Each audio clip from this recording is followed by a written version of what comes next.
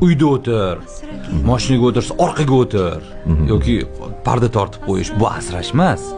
Asrash siz uni xafa qilmasligingiz, uyda uni charchatib qo'ymasligingiz, imkon bo'lsa qo'lda kir yuvayotgan bo'lsa kir mashina olib berishingiz asrash.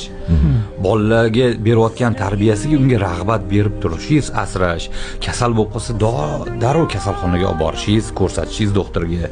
Iloji bo'lsa haftada bir marta bo'lsa ham gul ko'tarib kelishingiz, shokolad ko'tarib kelishingiz. Eng asosiysi o'zingizni sassiq bo'lmag'ur gapingizdan asrasangiz, shuni o'zi katta gap bo'ldi. Kelib unga baqirmasangiz, o'zi shundoq ham erta-yu kech bolalaringiz tarbiyasi bilan, uy ishlaringiz bilan sizni kiyimlaringiz dazmollash va ovqat tayyorlash bilan ovora.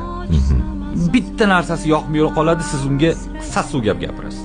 Shundan asrang.